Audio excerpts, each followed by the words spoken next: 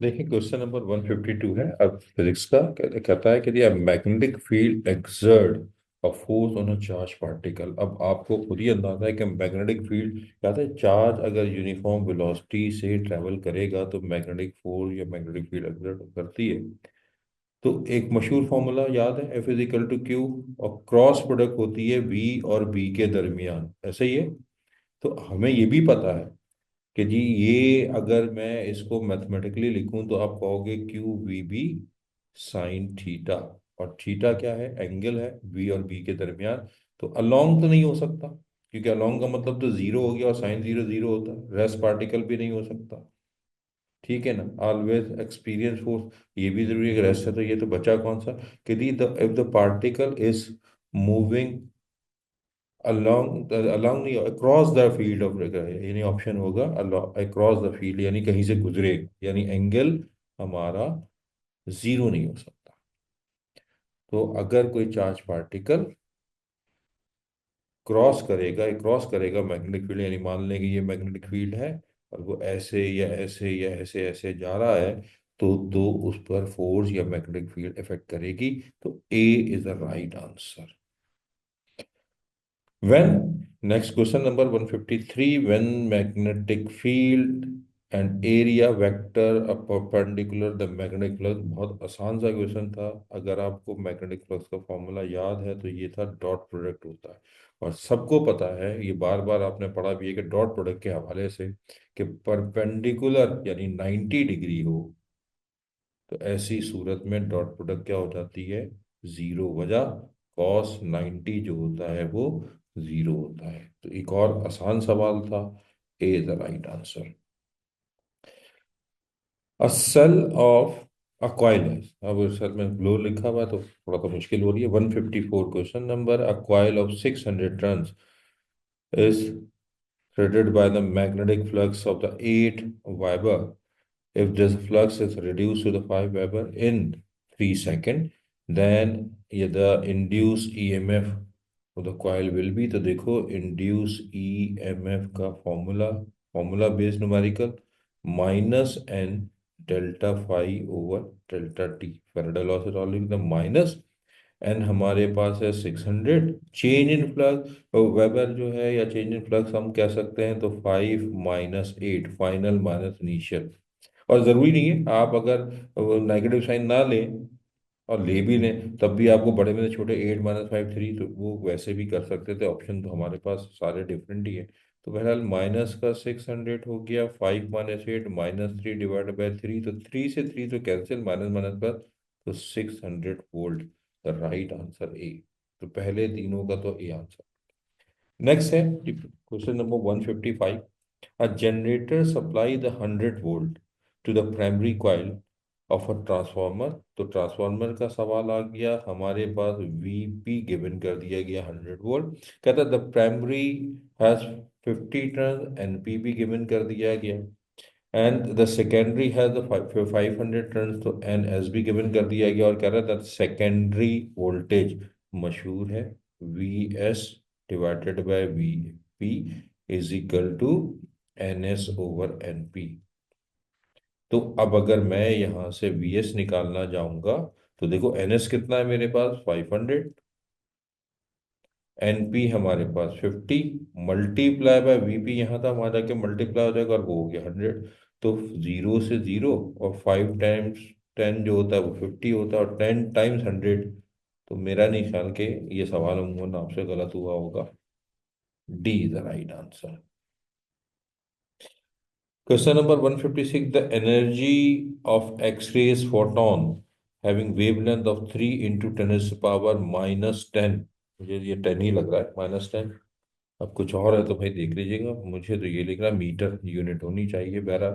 तो फिर क्या था कि एनर्जी का एक फॉर्मूला तो याद है, E is equal to H F, और इसी से रिलेटेड था H C upon lambda. F is equal to, याद है ना।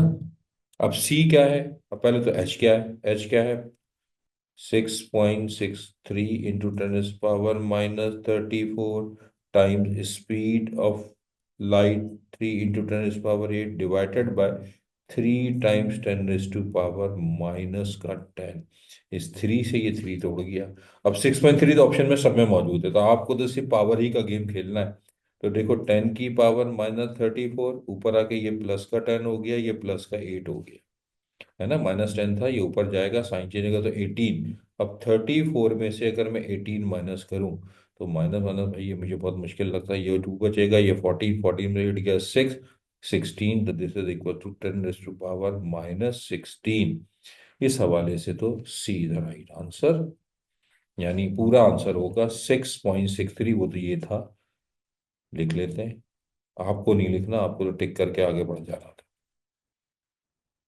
नेक्स्ट क्वेश्चन है 157। The force responsible for binding nucleus is. Option है Coulomb force, Newton force, weak nuclear force या स्ट्रॉन्ग न्यूक्लियर फोर्स। तो the force responsible for binding nucleus is a strong nuclear force, ये भी कह सकते थे, और हम इसे ये भी कह सकते हैं कि ये स्ट्रॉन्ग जो है वो इंट्रैक्शन भी हो सकता था। ये भी ऑप्शन होता है। उसकी वजह ये है कि जी बहुत सारे फैक्टर हैं। एक तो स्ट्रॉन्ग न्यूक्लियर फोर्स में जो है, जो अगर करेक्टरिस्टिक देखा जाए, रेंज शॉर्ट रेंज होती है अप्रोक्सीमेटली। इसका वेव 10⁻⁻15 मीटर, ये भी था। स्ट्रेंथ ज्यादा होती है, ठीक है। और अट्रैक्शन भी है, फोर्स ऑफ अट्रैक्शन भी है, बाइंडिंग एनर्जी भी मौजूद होती है, करेक्टर चार्ज से इंडिपेंडेंट है। तो राइट आंसर हमारे पास जो बनता हुआ नजर आता है वो डी है, न्यूक्लियस की बाइंडिंग एनर्जी।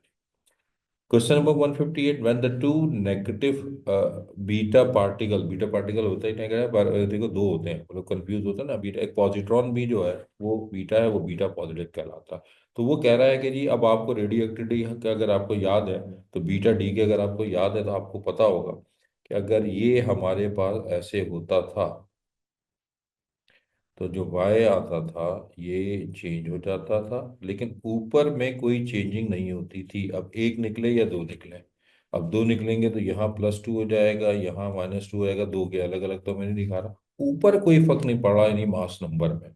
यानी जो सवाल है वो कहता है two negative beta particle emitted from the nucleus, then the mass number, तो कोई चेंज नहीं हो रहा। A is the right answer.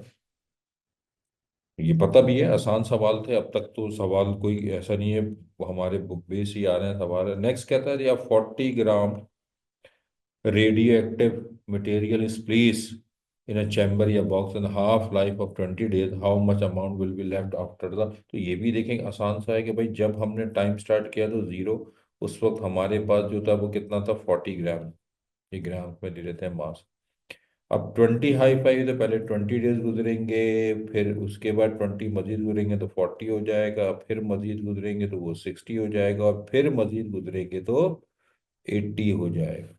नजर आ रहा है ना, 0 20 40, तो पहले तो 40 है, उसका हाफ 20 हो गया, फिर 20 का हाफ 10 हो जाएगा, 10 का हाफ 5 होगा, और 5 का हाफ होगा 2.5। तो D is the right answer. ये सीधा सीधा है, कोई कैलकुलेशन मैथ्स आप जानते हैं तो आप वैसे भी कर सकते हैं, कि आपको अगर अंदाजा है तो आप उसको उसी हवाले से भी आप अगर कर सकते थे, क्योंकि 5 टाइम्स हाफ 5 हो जाएगी। तो D is the right. Next कहता है which of the following electromagnet has the highest penetrating power. तो ये तो आपको अंदाजा है कि क्योंकि सबसे ज्यादा पेनिट्रिंग पावर हमारे पास होती है gamma, C the right answer, क्योंकि एक तो मास नहीं होता, हाईली स्पीड होती है, ठीक है। तो इसके लिए राइट आंसर हमारे पास जो होगी अल्फा बीटा या गैमा से, बीटा अल्फा की तो कम होती है, बीटा की मॉडरेटेड होती है। तो राइट आंसर जो होगा वो सी होगा। तो 160 का आंसर सी द राइट। आसान सवाल है, मतलब कुछ ऐसा नहीं था कि कोई बहुत बड़ी अभी तक कोई प्रॉब्लम आ रही हो। नेक्स्ट कहता है the skin cancer can be caused by the skin cancer alpha radiation, beta radiation, gamma radiation या अल्ट्रा वायलेट रेडिएशन। तो स्किन कैंसर जो सबब बनता है वो अल्ट्रा वायलेट रीजन से बनता है। राइट आंसर जो होगा वो हमारे पास D the right answer. Question number 162. The speed of the light in a vacuum is the same for all observer regardless of their relative motion or the motion of the source of the light. Is the important postulate of, तो बिल्कुल सबको आसान याद है ये postulate, मशहूर postulate Einstein का, special theory of relativity. C the right answer. Total laws आपके पास दिया हुआ था, आपने भी से उसको पहचानना था, और ये बात जब आ गई बात तो बहुत ही मतलब टाइम सेविंग भी था। The process of the converting and alternating current wave front into the direct current, भाई एसी करंट को डायरेक्ट करंट में कन्वर्ट करना, रट चुके होगा तुम्हें, rectification. D is the right answer. ये दोनों सवाल ऐसे थे कि जिसमें तुम्हें टाइम इतना ज्यादा लगना नहीं चाहिए था। ठीक है जी, नेक्स्ट है जी 164। Consider the 3 points, charges A B and C are showed in the figure if the resultant force on charge A due to the charge B and charge C is 0.024 Newton, the direction of the front. अब अगर गौर से देखो, ये भी positive charge है, ये भी positive charge है, तो लाजमी तौर पे ये फोर्स इस वक्त दोनों इधर रिपेल कर रहे होंगे आप बाहर की तरफ। लेकिन ये नेगेटिव चार्ज है तो ये अट्रैक्ट हो रही होगी। लेकिन अब पे अगर बात की जाए तो टोटल जो रिजल्टेंट फोर्स होगी वो इस जानिब होगी, ये याद रखना। उसकी वजह है, उसकी वजह यह है कि देखो फोर्स तो है, अब लोग कहते हैं सर ये देखिए ये इस तरफ आ रही है, ये इस तरफ जा रही है, नेगेटिव, और देखो डिस्टेंस भी तो है, ये वाली फोर्स ज्यादा होगी एज कंपेयर टू दिस। ठीक है ना, तो इसका डिस्टेंस के हो गए, इनवर्सली प्रोपोर्शनल भी तो होती है। 10 काफी बड़ा आंसर है, कहते हैं 36 आप निकाल के ऐसे जनरली मैंने के तो सेम के सेम है ना भाई, तो मैं यह कहता हूँ 10 की पावर माइनस भी सेम है, तो के भी सेम 10 की पावर माइनस, तो ये बनेगा 32 डिवाइडेड बाय 16 यानी 2, और ये बनेगा 36 डिवाइडेड बाय 100, 0.36। आप इससे भी पकड़ सकते हो सवाल। ये मत करना 30 से डिवाइड बाय 10 नहीं होगा, स्क्वायर ऑफ द होता है, inversely proportional to the square of the distance है। तो ये वाली फोर्स जो इधर आ रही है वो इस इधर आने वाली फोर्स के मुकाबले में ज्यादा होगी, तो इसलिए हमारे पास जो केस बनेगा toward the C, C the right answer. ठीक है ना, ये मत देखना 9 4 36 हो गया और ना 4 8 32 हो गया, तो फिर तो वो जो है वो टूवर्ड द ए होगी, ये ख्याल करना। ये इम्पोर्टेंट केस था, यहाँ फंसाया गया था तुम्हें, ये थोड़ा सोचने वाला सवाल था, ध्यान से। Question number 165. The EMF induced in a closed circuit is directly proportional to the rate of change in magnetic flux passing through the circuit. इसका सवाल आपने ऊपर भी किया था शायद, पहला या दूसरा सवाल था 600 वोल्ट वाला। तो आपको लॉ जो आपने लगाया था वो लगाया था rate of change of flux जो है वो इंड्यूस ईएमएफ होता था, Faraday laws of electromagnetisation. B the right answer. 165 का जो आंसर होगा वो होगा B. A javelin is thrown by the Arshad Nadeem is projected a projection angle of 45 degree with the initial velocity 30 meter per second. The range of the javelin will be consider g equal to 10 into meter per second square है, मतलब वो ठीक है, यह समझ में आ गया होगा। और ये तो जनाब बड़ा मशहूर formula, maximum range v square over g. v आप 30 को 2 दफा लिख दो, अगर स्क्वायर याद है 30 का तो जिंदाबाद, और ये 10 ये कैंसिल कर दो, तो 30 को 3 से मल्टीप्लाई करोगे तो 90 मीटर, तो B is the right answer. If a pendulum complete one cycle in half second, यानी टाइम पीरियड दे दिया गया है हाफ सेकेंड, और हमसे पूछी गई फ्रीक्वेंसी, मशहूर कंडीशन है कि frequency the reciprocal of time period, लिहाजा वो हो जाएगी 2 हर्ट्ज। तो राइट आंसर बनेगा B is the right answer, यानी 167 का जो आंसर बनेगा वो बनेगा हमारे पास B. The SI unit electric charge, तो सबको पता है इलेक्ट्रिक चार्ज की एसआई यूनिट जो होती है वो कूलम होती है। अब ये ऑप्शन मुझे दिखाई नहीं दे रहा है, लेकिन मुझे लग रहा है कि सी शायद हो। अब ये आप देख लेना, मैंने दिखा दिया है, मैं इस वक्त आंसर नहीं क्लिक कर सकता क्योंकि मुझे ए तो नजर आ रहा है, मुझे वो नहीं हो सकता। ये किसकी यूनिट होती है, रेजिस्टेंस की, फैराड जो होती है वो हमारी कैपेसिटेंस की है। अब सी डी में से कोई एक ऑप्शन होगा, जो मतलब जहां कूलम लिखा होगा वो आंसर आप टिक कर देना। ये मुझे दिखाई नहीं दे रहा तो मैं बता नहीं सकता आपसे कि 168 में, लेकिन शायद मुझे ये कुछ बीच में सी हल्का सा टच हो रहा है, तो बहरहाल सी द राइट आंसर अगर जो है, लेकिन बहरहाल कूलम ही राइट आंसर है, अब जो आप देख लीजिए।